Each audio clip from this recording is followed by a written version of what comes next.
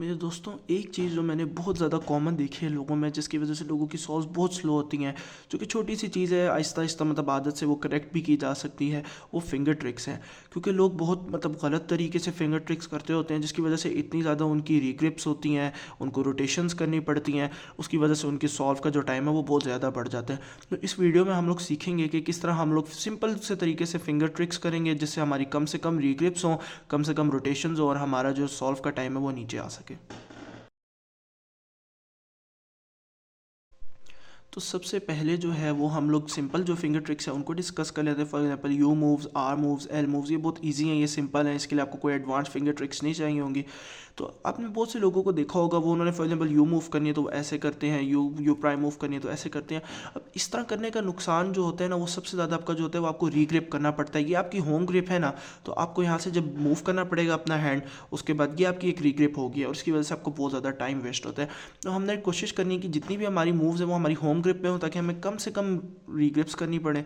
तो सबसे पहले फॉर एग्जांपल हम लोग यू मूव को डिस्कस कर लेते हैं। तो आपने सिंपल ये जो सबसे ऊपर वाली पॉइंटर फिंगर है, इससे आपने बस फ्लिक कर देना है, और इसी तरह यू प्राइम मूव जो है वो आपने अपने लेफ्ट हैंड वाली जो फिंगर है उससे फ्लिक कर देना है। तो ये आपकी यू और यू प्राइम मूव होगी। अब वो इस तरह करने से ये दोनों मूव जो है ये बहुत बेहतर है, और आप बहुत तेज़ी से आपका टाइम मतलब बच जाएगा।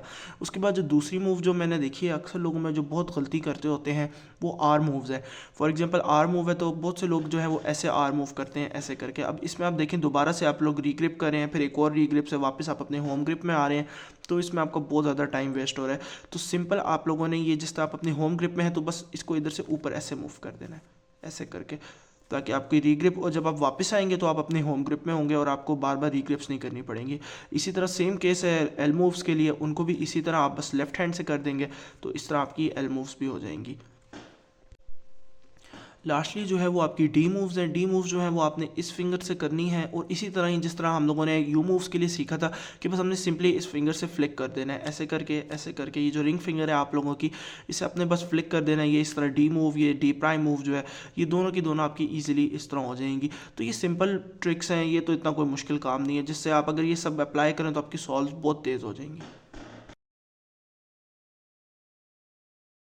एक और जो लोग बहुत ज़्यादा मिस्टेक करते हैं वो डबल मूव्स में करते हैं। फॉर एग्जांपल U2 होगी, D2 मूव्स होगी, कि वो जिस तरह मैंने आप लोगों को अभी पहले सिखाया कि वो पॉइंटर फिंगर से दो दफ़ा इस तरह वो फ्लिक करते रहते हैं।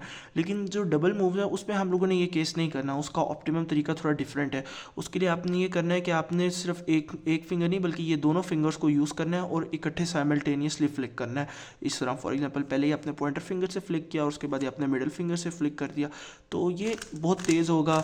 जो जिस तरह मैंने आपको बताया कि जिस तरह लोग करते हैं उससे बहुत ये ज़्यादा बेहतर तरीके। इसी तरह जो डी मूव्स हैं उसका भी सेम केस है, बस उसमें आपने ये करना है कि आपने अपने मिडल फिंगर और रिंग फिंगर इन दोनों से फ्लिक करना है। तो ये फॉर एग्जांपल आप ये देख सकते हैं, ये सबसे पहले इस तरह एक फ्लिक किया और ये दूसरा इस तरह आप लोग फ्लिक करते जाएंगे। तो ये आहिस्ता आहिस्ता प्रैक्टिस करते रहें तो ये ईजिली आपकी फिंगर ट्रिक्स बेहतर हो जाएंगी। अब हम थोड़ी सी एडवांस फिंगर ट्रिक्स की तरफ चलते हैं।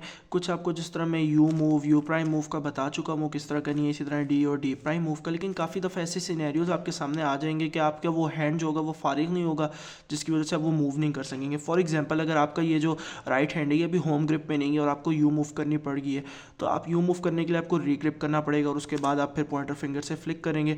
तो इसमें काफ़ी ज़्यादा आपका टाइम वेस्ट हो सकता है। तो उसमें तरीका ये है कि आपको लेफ्ट हैंड से भी यू मूव करनी आनी चाहिए, और उसका सिंपल ये है कि आपने लेफ्ट उंगली को ये इसको इधर रखना है और इसको आपने सीधा पुश कर देना है, तो इस तरह आपकी यू मूव भी हो जाएगी।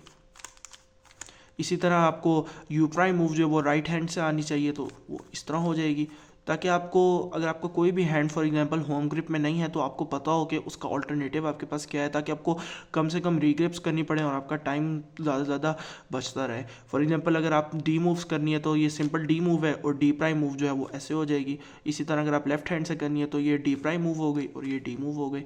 सिमिलरली ये यू मूव, ये यू प्राइम मूव। इसी तरह आपको दोनों हाथों से करनी आनी चाहिए सारी की सारी मूव्स। इसी तरह एम मूव्स हैं, जिसमें आप लोगों ने देखा होगा बहुत से लोग जो हैं वो इस तरह दोनों साइड्स को ऐसे करके इस तरह एम मूव्स करते हैं। और भी काफ़ी तरीके हैं, लेकिन ये तरीका नहीं है, क्योंकि इसमें काफ़ी ज़्यादा, जैसे कि मैं पहले बता चुका हूँ, टाइम ज़ाया होता है आपका। तो सबसे सिंपल तरीका एम मूव का ये है कि आपने ये जो दोनों उंगलियाँ हैं इन दोनों को आपने इधर रखना है और इस तरह आपने मूव करता जाना है उनको, इस तरह। तो ये आपकी सीधा एम मूव्स होती रहेंगी। तो एम मूव्स के लिए आपने इस तरह मूव्स करती रहनी, ये बहुत तेज़ है इसके मुकाबले में।